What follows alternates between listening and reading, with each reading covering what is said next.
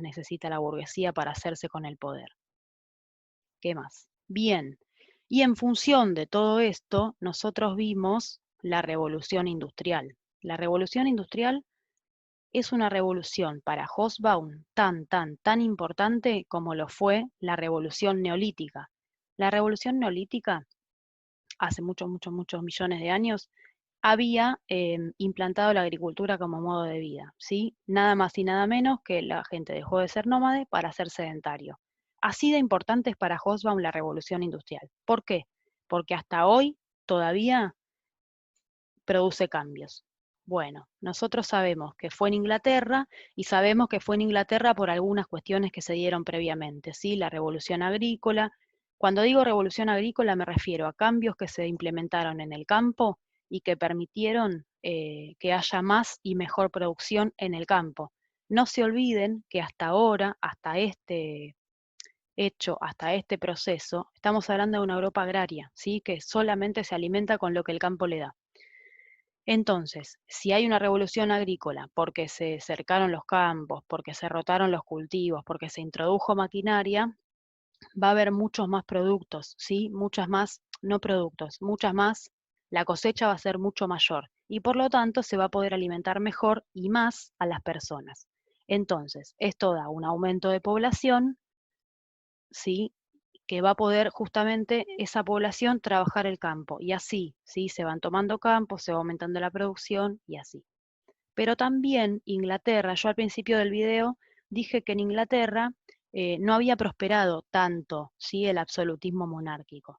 Entonces se dio lo que se llama en Inglaterra la gloriosa revolución de 1688, donde se termina con el absolutismo, e Inglaterra es uno de los primeros países que termina con el absolutismo. ¿Qué hace?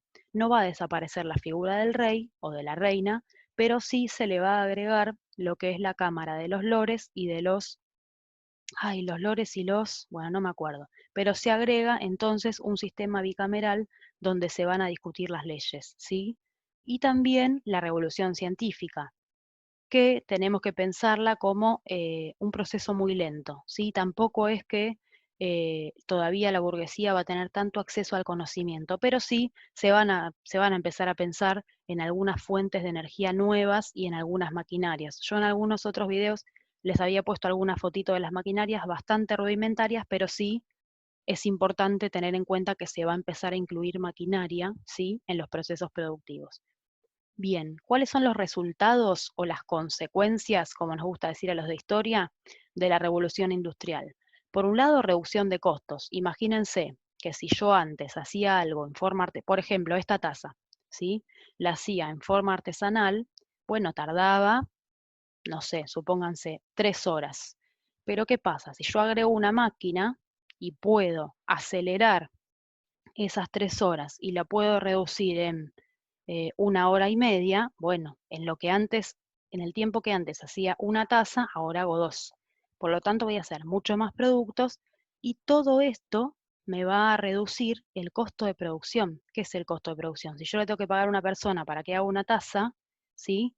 En lo que antes le pagaba por 3 horas, ahora le voy a pagar por 1 hora y media. Eso va a reducir el costo de producción. Y además se van a producir muchos más productos, ¿sí?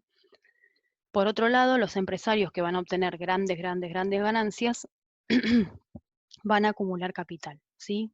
Billete, dinero, o fábricas o maquinarias. El capital se puede diversificar. También se van a desarrollar los transportes y la comunicación. ¿Por qué? Esto al interior de Inglaterra, ¿sí? Del Reino Unido, y luego se va a trasladar a otros países de Europa y finalmente a Estados Unidos. ¿Por qué? Porque todos estos productos que yo ahora hago, que son un montón, necesito distribuirlos, ¿sí? Al interior de mi país y luego, ya les digo, pasando las fronteras europeas. Entonces esto va a hacer que los transportes y la comunicación se vayan desarrollando. ¿Y qué es lo más importante? Por eso lo puse acá en mayúscula. El capitalismo, gente, se va a consolidar como sistema mundial. También, no es que el capitalismo surge a partir de la revolución industrial. Es un modo de producción que viene pujando, ¿sí? Ya cuando se cayó el feudalismo en el siglo XIV, con la peste negra y todo eso que ustedes ya vieron, el año pasado seguramente, y si no, bueno, se los digo yo, ya viene pujando el capitalismo como nueva forma, ¿sí? de entender a la economía y a las relaciones de producción. Bueno, con la revolución industrial y luego la francesa, por eso doble revolución, ya el capitalismo se va a consolidar como sistema mundial, ¿sí? Pero por otro lado, tenemos que pensar en que la estructura de la población va a cambiar, ¿sí? Toda la gente que trabajaba en el campo, toda la gente no, porque el campo va a tener que seguir trabajando, pero mucha de la gente que trabajaba en el campo se va a empezar a trasladar a la ciudad, ¿sí? Y esto es paulatino, por supuesto, no lo van a tomar como que de un día para el otro todo el mundo se fue a la ciudad y abandonó los campos. Pero imagínense que si de producción agraria cada vez más hay producción fabril, ¿sí? En las fábricas de manufacturas, de bienes, y la gente abandona el campo para irse a la ciudad, imagínense esa ciudad. Y además imagínense el campesino que se acostumbró a levantarse todos los días y trabajar su campo al aire libre a encerrarse en una fábrica, ¿sí? Imagínense, digo, la amplitud que va a tener todo esto en la cabeza de este campesino, ¿sí? Cómo le va a cambiar el estilo de vida de a poco, un par de generaciones para atrás y para adelante, le va a cambiar por completo entonces la vida a este campesino. Y además la burguesía, entonces, consolida el camino que le va a permitir ser la clase imperante. ¿Por qué? Porque ahora va a tener los medios de producción, ¿sí? Pero luego va a tener el poder político y ahí sí que la burguesía va a terminar de consolidar. ¿Cómo va a tener el poder político la burguesía a través de lo que conocemos como Revolución Francesa? No me voy a detener mucho porque ya vieron 2 videos y es súper complejo el proceso, pero básicamente la Revolución Francesa lo que va a hacer entonces es colocar, yo acá les puse las causas, las fases y las consecuencias, ¿sí? Miren esto, desaparición del antiguo régimen, ¿sí? Monarquía constitucional. Esto, la monarquía constitucional, es el modelo que se van a copiar, podríamos decir, de Inglaterra a partir de la Revolución Gloriosa. Soberanía nacional, constituciones, ¿sí? Esto también va a ser recontra importante. La burguesía toma el poder político, las ideas revolucionarias se extienden a Iberoamérica. ¿Qué es Iberoamérica? América Latina, ¿sí? Y luego van a consolidar el nacionalismo y el liberalismo en Europa. Acá tienen las fases. En algún ejercicio ustedes tenían que hacerlas. Es un proceso corto la Revolución Francesa. Cuando en historia hablamos de procesos, hablamos de corta, media y larga duración. La Revolución Francesa es corta, ¿sí? Por eso se considera la revolución para los historiadores. Es como en 10 años explota todo y cambia todo. Entonces, a partir de la Revolución Francesa, la burguesía va a ir tomando el poder cada vez más en Europa. ¿Por qué estudiamos tanto a la burguesía? ¿Se lo preguntaron alguna vez? La burguesía, gente, va a ser la clase que después va a ser la revolución acá, en lo que vamos a conocer hoy como Argentina, que ayer fue 25 de mayo, pero bueno, no importa, ya vamos a llegar a estudiarlo.